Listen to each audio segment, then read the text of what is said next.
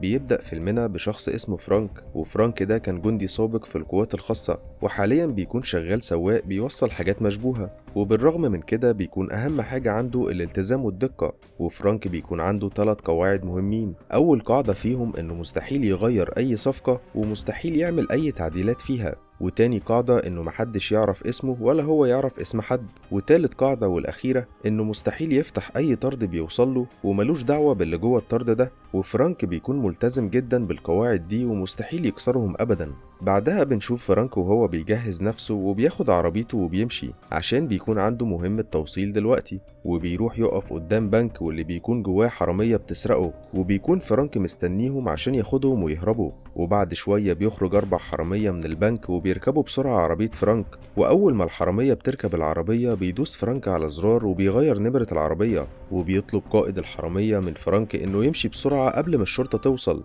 بس فرانك ساعتها بيرفض إنه يتحرك لأنه بيكون متفق معاهم إنه يوصل 3 حرامية بس. وبيقول لهم إن دي القواعد بتاعته ومستحيل يغيرها ولا يعدلها. والحرامية بيهددوا فرانك إنهم هيقتلوه لو ما اتحركش، لكن فرانك بيقول لهم إن العربية مش بتشتغل إلا بكلمة سر معينة، وإنهم مش هيقدروا يسوقوها لوحدهم. فبيعرض عليه القائد بتاعهم فلوس كتير جدا مقابل إنه يمشي بالعربية، بس فرانك بيكون مصمم إنه ما يغيرش القواعد بتاعته برضه. وبيضطر القائد بتاعهم إنه يقتل واحد من رجالته وبيرميه بره العربية عشان يتحرك فرانك ويهربوا قبل ما يتمسكوا. وساعتها بيدخل فرانك كلمة السر وبيمشوا بالعربية. في اللحظة دي بتكون وصلت عربيات الشرطة وبيفضلوا يطاردوهم، وفرانك بيكون سواق ماهر جدا، بس بالرغم من كده بتقدر عربيات الشرطة تحاصره فوق الكوبري. والحرامية بيكونوا مفكرين ان كده خلاص اتقبض عليهم، بس فرانك ساعتها بيقدر ينط بالعربية من فوق الكوبري وبيقدر يهرب من الشرطة. وبيوصل الحرامية للمكان اللي متفقين عليه، والقائد بيدي فرانك فلوسه وبيكون في مبلغ زيادة.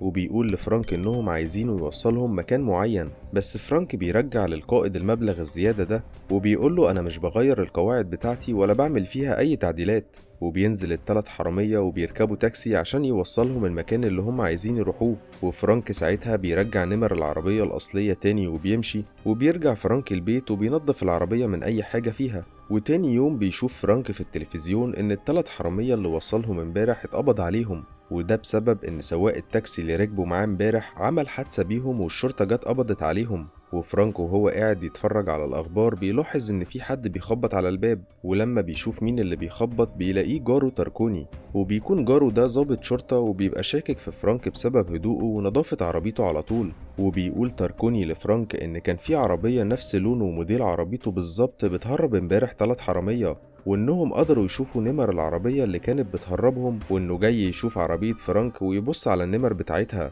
فبياخدوا فرانك بكل ثقة للعربية عشان يبص على النمر. وبيشوف تاركوني إن نمر عربية فرانك مختلفة عن العربية اللي بيدوروا عليها، وبيعتذر له تاركوني على إنه أزعجه، وبيقول له إنه هيبقى يجي يشرب معاه كوباية قهوة في وقت تاني. وفرانك بيقول له أنت تيجي في أي وقت، وبيودعه بعدها وبيمشي.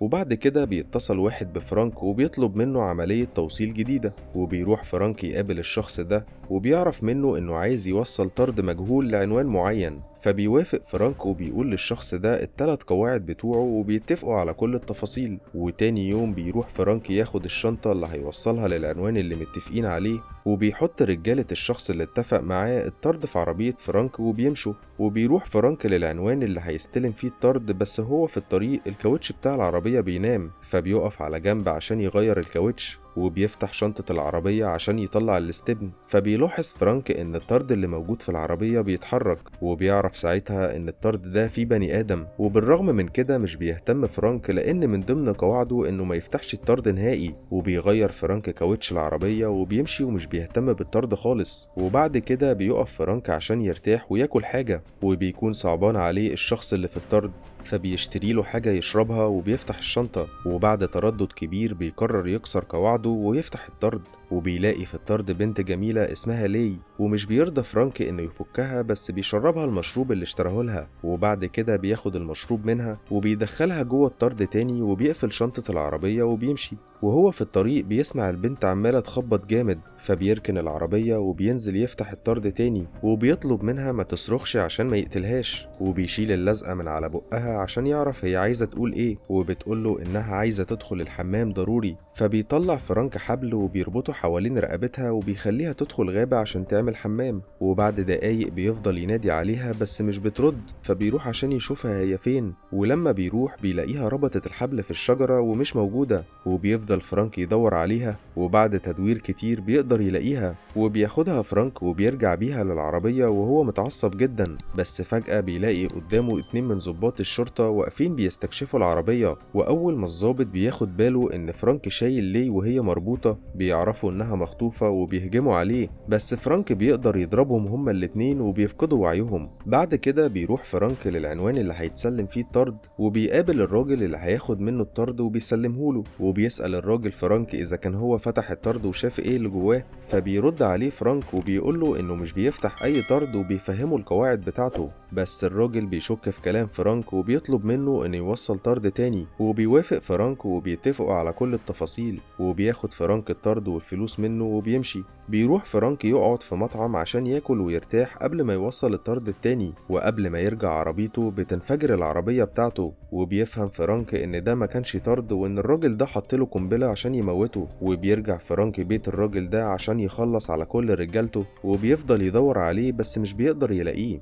في الوقت ده بتستغل لي إن العصابة مشغولة وبتحاول تهرب من المكان، ولما بيخلص فرانك على كل الرجالة بياخد عربية من الجراج بتاعه وبيمشي. وبعد ما بيمشي بالعربية بيتفاجئ إن لي كانت مستخبية في العربية دي أصلا، لكن بعد ما بيمشي بالعربية بتصعب عليه لي وبيرجع لها تاني، وبياخدها فرانك للبيت عنده وبيفكها وبيحضر لها غدا وبيسيبها عشان يروح ينام شوية. في نفس الوقت بنشوف الراجل اللي حاول يقتل فرانك وبيكون اسمه ستريت، وبيكون رايح يزور واحد من رجالته في المستشفى وبيسأله مين اللي عمل فيكم كده، فبيرد عليه وبيقوله إن السواق ما ماتش من القنبلة وهو اللي عمل فيهم كده. بيصحى فرانك تاني يوم وبيتفاجئ إن لي بتكون بتحضر له الفطار وقتها، وبيقعد يفطر فرانك وبيكون مستغرب إنها بتعمل كده. وبيتفاجئ فرانك بتركوني اللي جاي يزوره وبيشوف لي عنده في البيت، ولما بيسأل تركوني عن لي بيقوله فرانك إنها الطباخة الجديدة بتاعته لأنه وحيد وما عندوش حد يطبخ له. وبيسأله تركوني عن العربية بتاعته وبيقوله ليه مش موجودة بره، فبيقوله فرانك إن عربيته اتسرقت امبارح وكان رايح دلوقتي يبلغ الشرطة. وتركوني بيقوله إن عربيته انفجرت امبارح قدام مطعم وكان فيها جثتين لشخصين من ضباط الشرطة، بس فرانك بيعمل نفسه ما يعرفش حاجة عن الموضوع ده.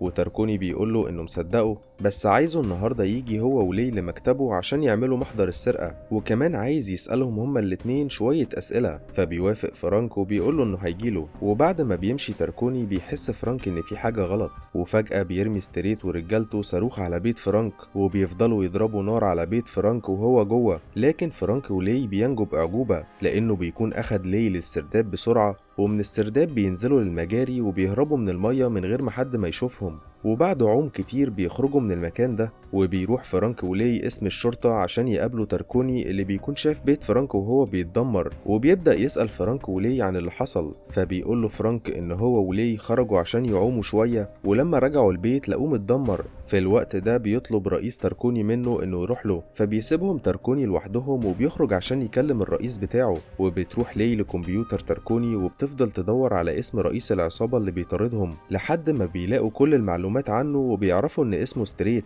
ولما بيرجع تركوني مكتبه بيلاقي لي قاعدة جنب فرانك وكأن مفيش حاجة حصلت، فبيسيبهم يمشوا بعدها. بس لما بيفتح الكمبيوتر بيعرف إنهم استخدموه وهو مش هنا، وبيعرف كمان إنهم بحثوا عن شخص اسمه ستريت. بعدها لي بتطلب من فرانك يجي معاها عشان يروحوا لستريت، لكن فرانك ساعتها بيرفض وبيقول لها إنهم كده بيعرضوا نفسهم للخطر ولو راحوا ممكن يموتوا. فبتقول له لي إن في سفينة النهاردة هتتحرك فيها 400 شخص مخطوفين، وإن ال 400 شخص دول هيتحولوا لعبيد وهيتعذبوا، وإن أبوها وإخواتها من ضمن المخطوفين دول وهي عايزاه يساعدها عشان ينقذوهم، والشخص الوحيد اللي هيقدر يدلهم على السفينة دي هو ستريت. فبيوافق فرانك وبيقرر يساعدها عشان تنقذ أهلها وباقي المخطوفين. ولما ستريت بيكون داخل مكتبه بيتفاجئ بفرانك ولي هناك، ولي بتروح تدور في الملفات على السفينة، وبيقول ستريت للي إن أبوها جاي المكتب دلوقتي وهو اللي هيحاسبها. فبيتصدم فرانك لأن هي قالت له إن أبوها مخطوف مخطوف مع الناس على السفينة، بس ستريت بيقوله إنها بتكذب عليه. وفجأة بترفع لي المسدس على فرانك،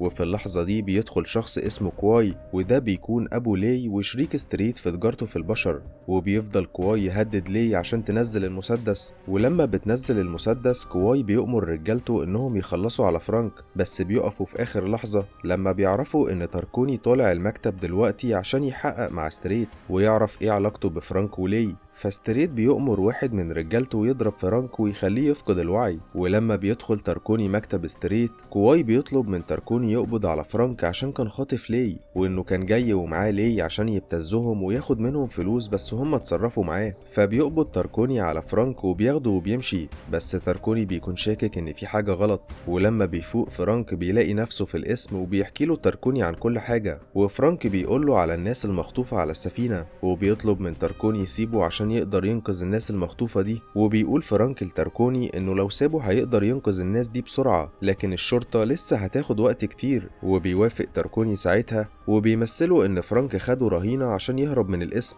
وبيقدر يهرب فرانك من القسم من غير ما حد ما يعمل له حاجة، وبياخد مركب صغيرة فيها أسلحة وبيروح لمكان السفينة. ولما بيوصل بيبدأ يخلص على رجالة ستريت وكواي كلهم. ولما ستريت وكواي بيعرفوا انه موجود بيغيروا خطتهم، وبيتحركوا بعربيتين كبار بيكون فيها الحاويات، وحواليهم عربيات ستريت وكواي ورجالتهم اللي بيحموهم. وبيفضل فرانك يضرب على رجالة ستريت وكواي عشان يخلص عليهم، وبعدها بيركب عربية وبيروح وراهم عشان يلحقهم، لكن عربيته بتتعطل في الطريق. وبالصدفة بيشوف طيارة صغيرة بتاعت مزارع، وبيجري على الطيارة وبيفضل يهدد المزارع ده لحد ما بيوصلوا لكواي وستريت والعربيات بتاعتهم. ولما بيوصل فرانك بينط من الطيارة وبينزل على عربية من عربيات الحاويات، وبيرمي فرانك المظلة اللي كانت معاه على العربية اللي فيها رجالتهم، وبيعملوا حادثة والعربية بتتقلب وبيخلص عليهم. وبيركب فرانك العربية اللي نزل عليها وبيضرب السواق وبيوقعه من العربية، بس بيتفاجئ فرانك ان ستريت ركب نفس العربية اللي موجود فيها، وبيفضلوا يضربوا بعض هما الاتنين. وبعد قتال طويل بيقدر فرانك انه يوقع ستريت من العربية وبيخلص عليه. ولما بيركن فرانك العربية بيتفاجئ ان كواي بيرفع عليه المسدس، وبيضطر فرانك يسمع كلامه وبيفضل يمشي مع كواي في الاتجاه اللي بيقوله عليه لحد ما بيخليه كواي يقف على جبل.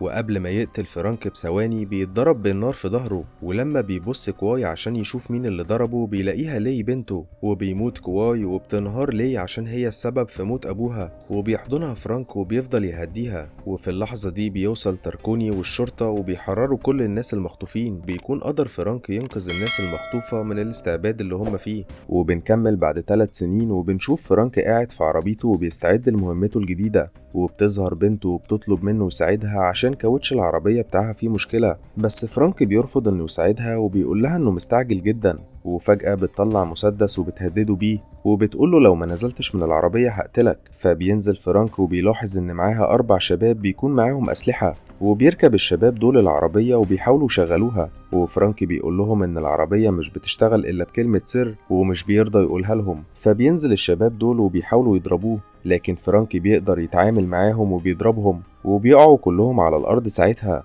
ولما البنت بتشوف اللي بيحصل بتخاف وبترمي المسدس وبتجري. وبيكمل فرانك مهمته وبيروح قدام مدرسة، وبياخد طفل صغير اسمه جاك من المدرسة عشان يوصله لأهله. والطفل ده بيكون ابن راجل مهم في الدولة، وفرانك بيكون أنسب حد إنه يحميه. وبنشوف إن فرانك وجاك بينهم علاقة صداقة قوية. وبيوصل فرانك البيت بتاع جاك، وهناك بيلاقي أهله بيتخانقوا، فبيبعد جاك عنهم عشان ما يتأثرش بكلامهم. ولما بتلاحظ مامة الطفل إن جاك وصل بتروح تاخده، وبتشكر فرانك إنه بيحافظ على نفسية جاك، وبتطلب منه يجي بكرة الساعة 9 عشان يوصل جاك للدكتور بتاعه، لأنها بتكون مش فاضية عشان بتحضر لجاك عيد ميلاده. وبنشوف إن في جهاز تصنت فوق البيت، وإن في حد بيتجسس عليهم، وبيكون سامع كل حاجة بتتقال. وبيكون الشخص ده شغال لحساب حد تاني، لأنه بيتصل بعدها على شخص وبيبلغه إن الميعاد هيكون الساعة 9. وبنشوف شخص اسمه جياني، وده بيكون مجرم خطير جدا، وبيبلغه واحد إن الطفل جاك هيروح للدكتور بكرة في ميعاده، وبيقوله إن السواق هو اللي هيوصله مش مامته.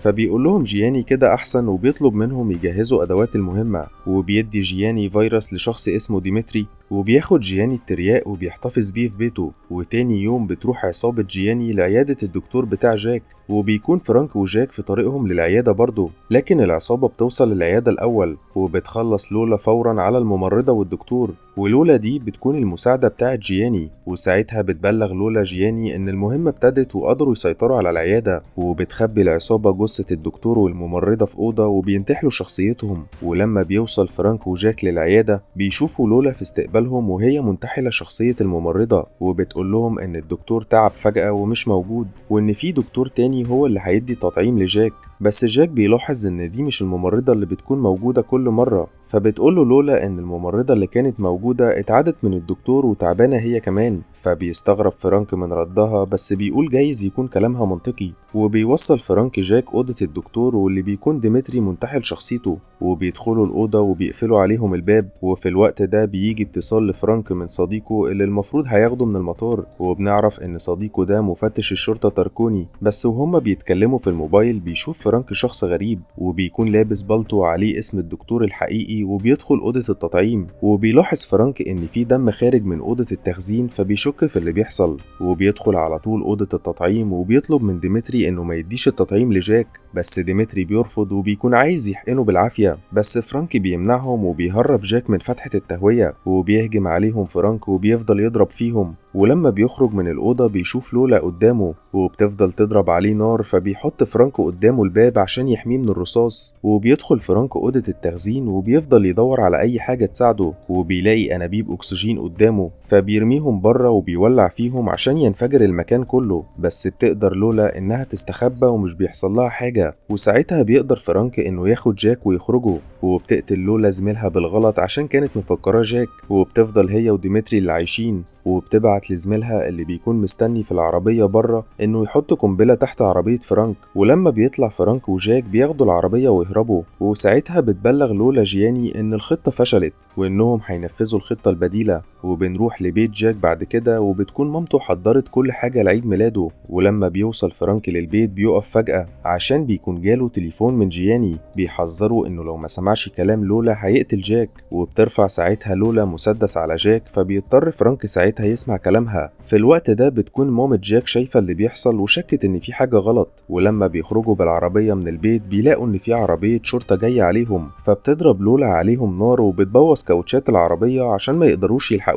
بس بتجري وراهم عربية شرطة تانية وبتفضل تطاردهم. وبيستخدم فرانك في الوقت ده مهاراته في السواقة وبيقدر يهرب منهم وبيدمر عربيات الشرطة كلها. وبتوصل بعد كده الشرطة لبيت جيف أبو جاك وبيبدأوا يحققوا في الموضوع واتهموا فرانك ساعتها بخطف جاك. وبيوصل فرانك للمكان اللي لولا أخدته عليه، وهناك بيشوف بقية العصابة وبياخد جياني جاك من فرانك. وبيتصل جياني بعدها على جيف أبو جاك وبيطلب منه فدية 5 مليون دولار. ولما جيف بيعترض بيحذره جياني إنه لو ما بعتش المبلغ ده في الوقت المحدد هيقتل ابنه، وبيضطر يوافق جيف على طلباته. بعدها بيطلب جياني من فرانك إنه يمشي، بس جاك بيطلب من فرانك ما يسيبهوش ويفضل معاه، فبيهدده جياني ساعتها إنه لو ما مشاش هيقتل جاك، وبيضطر يسمع كلامه في الآخر. وفرانك وهو ماشي بيشوف في انعكاس الأرضية اللي تحت العربية إن في قنبلة، عشان كده أول ما بيخرج من المكان بيتخلص منها على طول. ولولا بتستنى لما بيبعد عنهم فرانك وبتفجرها، وبتكون فاكرة إنهم كده خلصوا عليه. بعدها فرانك بيتصل على بيت جيف وبيطلب منهم إنهم يبلغوا الشرطة على المكان ده قبل ما المراكب تمشي بابنهم بعيد.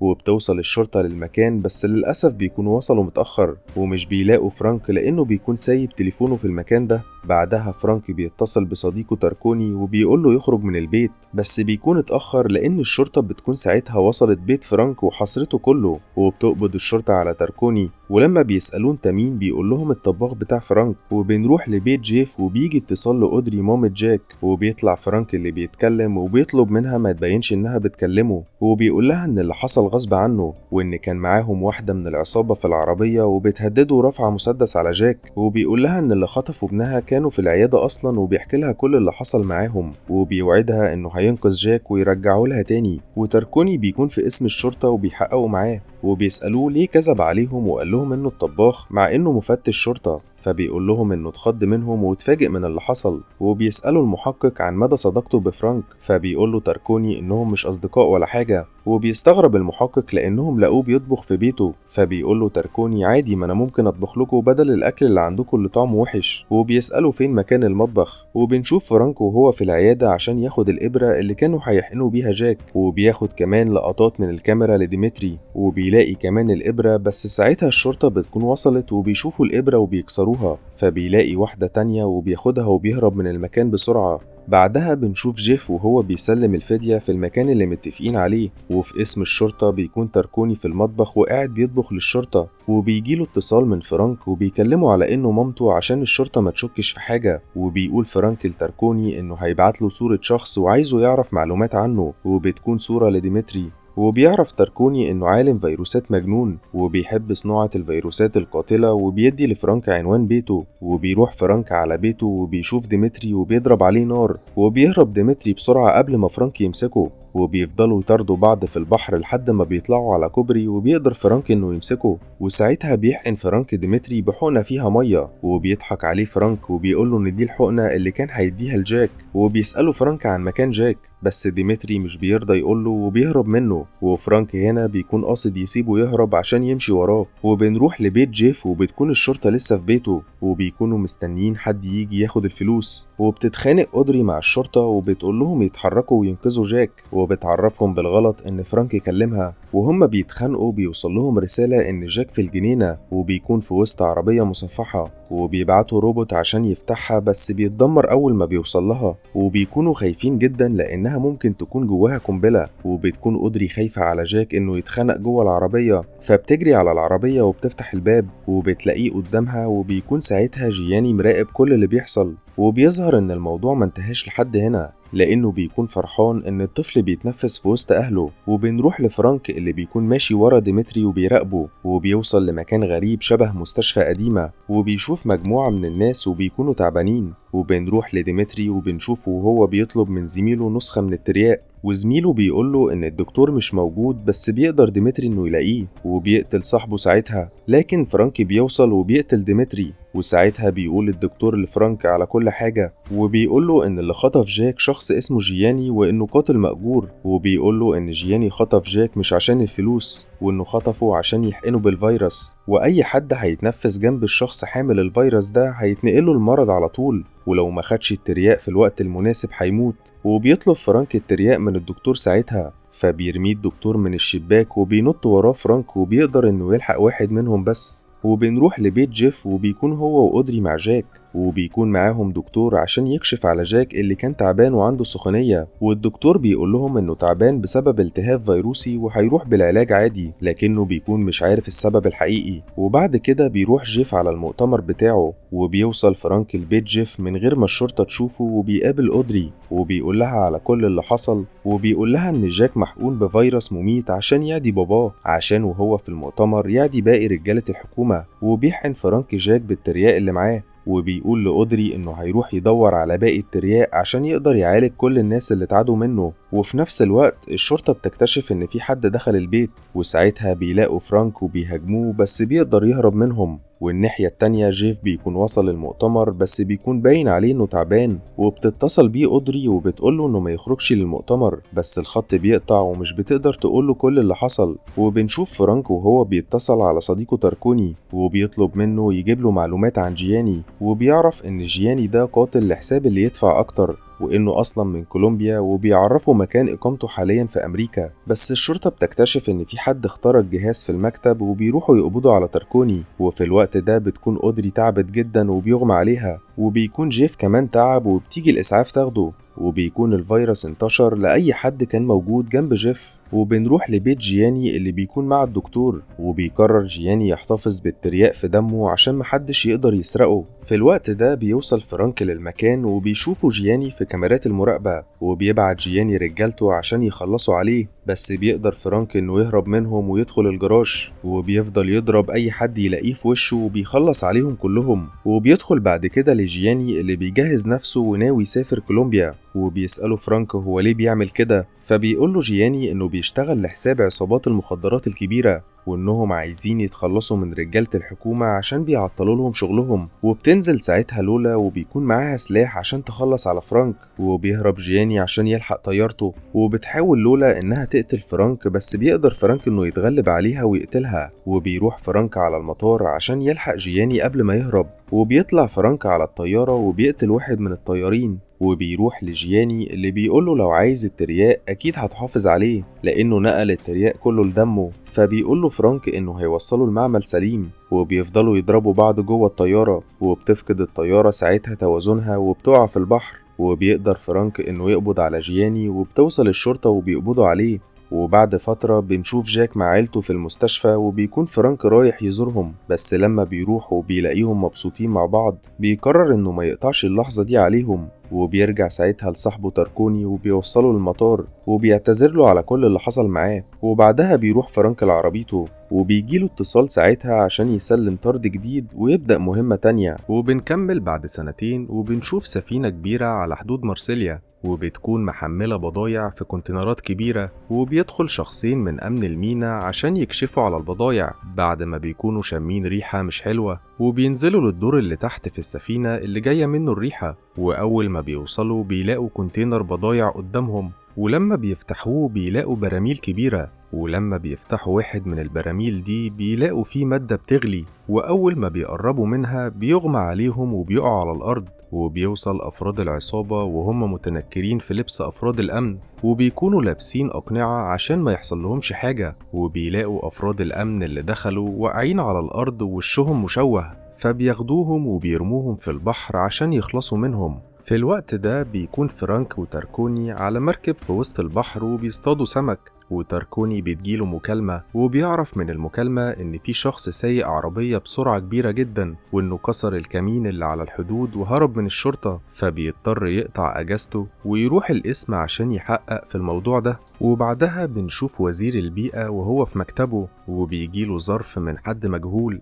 ولما بيفتح الظرف بيلاقي فيه تليفون صغير وشوية ورق، والتليفون اللي في الظرف ده بيرن. ولما بيرد بيلاقي شخص مجهول بيكلمه، وبيطلب منه يبص على الورق كويس. وبيقوله لما يشوف الورق ده ويقراه كويس يبقى يكلمه تاني. ولما الوزير بيبص في الورق بيلاقي صورة لبنته، ومعاها ورق اتفاقية دخول سفينة بضايع من المينا. وواضح ان ده تهديد من الشخص ده للوزير انه يسمح للسفن دي انها تدخل، والوزير ما بيكونش عارف ايه اللي موجود في السفن دي. وبالليل فرانك بيكون قاعد في بيته، وفجأة بتقتحم عليه عربية جوه البيت وبتكسر الحيطة. وبيتصدم فرانك لما بيشوف السواق، وبيعرف انه مالكوم صاحب عمره. وبيفتكر وقتها ان في عصابة جاتله قبل كده وطلبت منه ينفذ لهم مهمة معينة، وساعتها فرانك رفض المهمة ورشح لهم صديقه مالكوم. بس العصابة ما عجبهاش رده وقتها، وحاولت تهجم عليه وتضربه عشان تجبره يوافق على المهمة.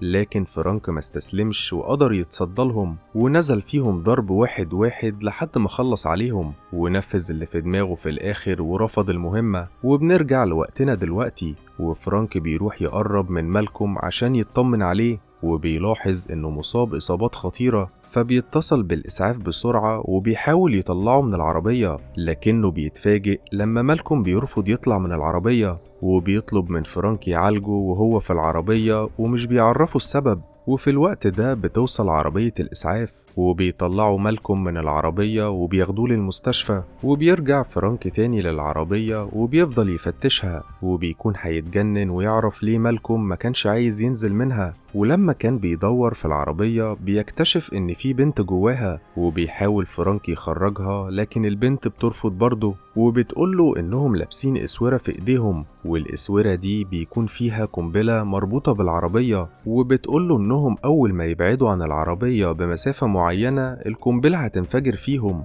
وساعتها بيعرف فرانك ليه مالكوم ما كانش عايز يخرج من العربية، وبيطلع يجري بسرعة ورا الإسعاف عشان يلحقه. بس للأسف الوقت بيكون فات والقنبلة بتنفجر، وعربية الإسعاف بتتدمر باللي فيها. وبيرجع فرانك لبيته تاني وهو حزين على صاحبه، لكن أول ما بيوصل بيحس إنه دايخ وبيغمى عليه، ولما بيفوق بيلاقي نفسه في مكان غريب وإيده بيكون فيها إسورة زي اللي كانت في إيد مالكوم، وبيدخل عليه شخص اسمه جونسون، وجونسون ده بيكون زعيم العصابة، وبيطلب من فرانك إنه يقبل المهمة اللي رفضها قبل كده واللي بسببها كان السبب في موت صاحبه مالكوم، وبيبدأ يعرفه إن المهمة بسيطة وسهلة وهي إنه ينقل بنت وشنطة لمكان معين. فبيرفض فرانك المهمة تاني برضه، لكن جونسون بيرفع عليه مسدس وبيهدده إنه لو ما وافقش هيقتله، وفرانك بيضطر يوافق ساعتها، وجونسون بيقوله إن الإسورة اللي في إيده فيها 3 ألوان،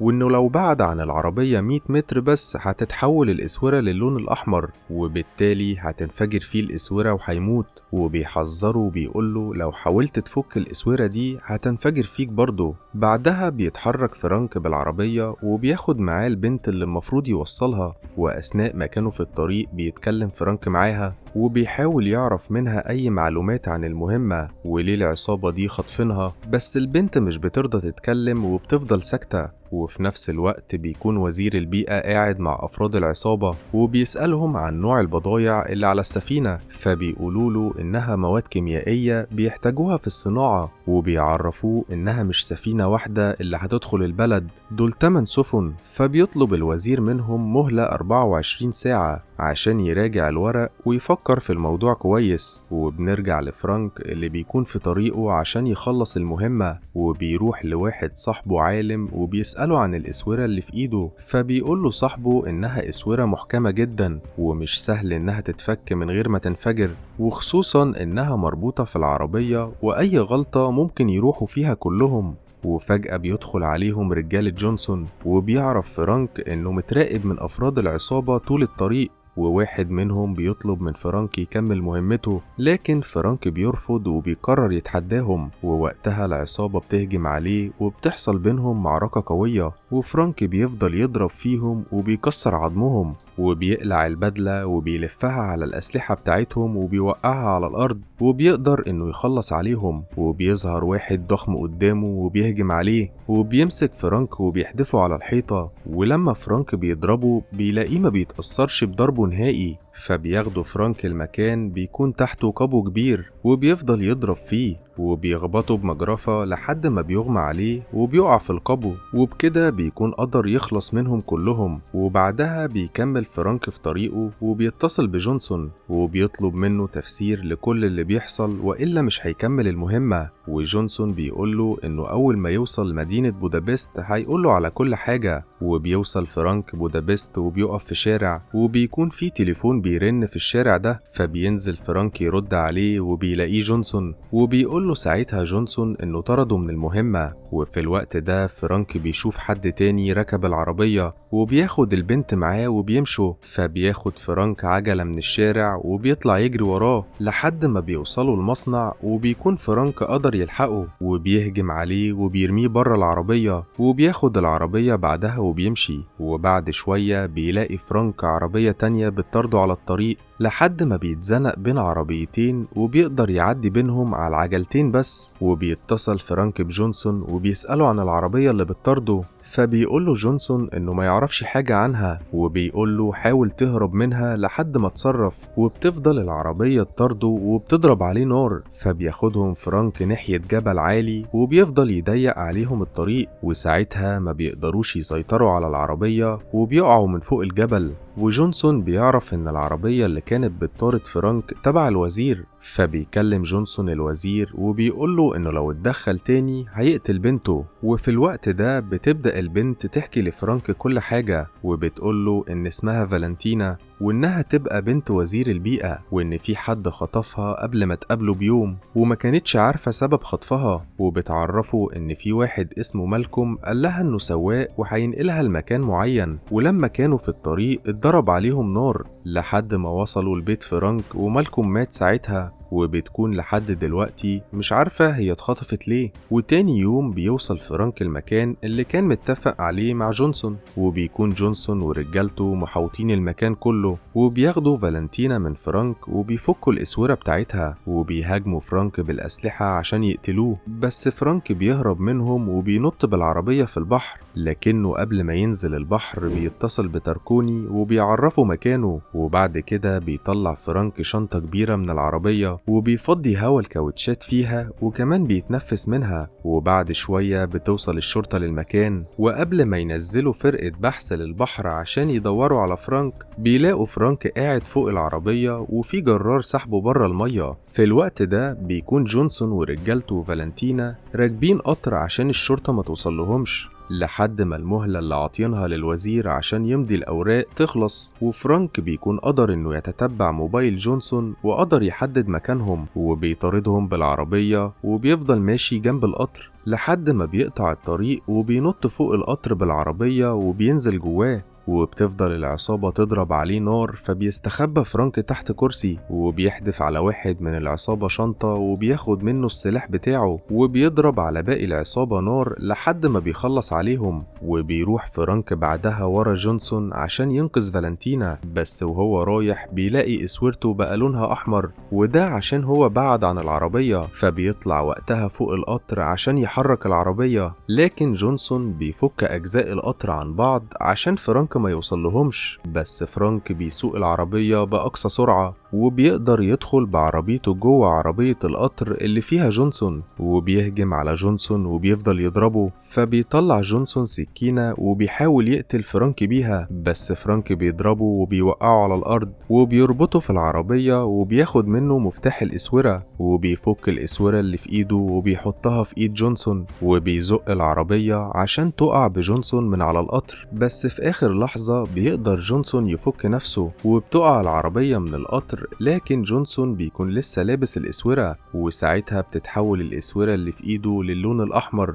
وبتنفجر الإسورة لأن العربية بتكون بعدت عن القطر. وبيستخبى فرانك ساعتها تحت كرسي عشان ما يحصلهوش حاجة. وبعد كده بيروح يطمن على فالنتينا، وبتتصل الشرطة بالوزير وبيقولوله إن بنته كويسة وبيطمنوه عليها. فبيقطع الوزير ورق الاتفاقية بعد ما كان مضاها، وبنشوف بعد كده فرانك وتاركوني في مركب وبيصطادوا، وبيكون معاهم فالنتينا اللي حبت فرانك وارتبطوا. وبيخلص الفيلم بعد ما قرر فرانك إنه يبعد عن السكة دي نهائي. لو عجبك الفيلم ما تنساش تعمل لايك، وللناس اللي وصلت لآخر الفيديو عايزكم تحطوا الإيموجي ده في الكومنتات عشان أعرف مين اللي عجبه الفيلم. وما تنسوش تشتركوا في القناة، واشوفكوا الحلقة الجاية. يلا سلام.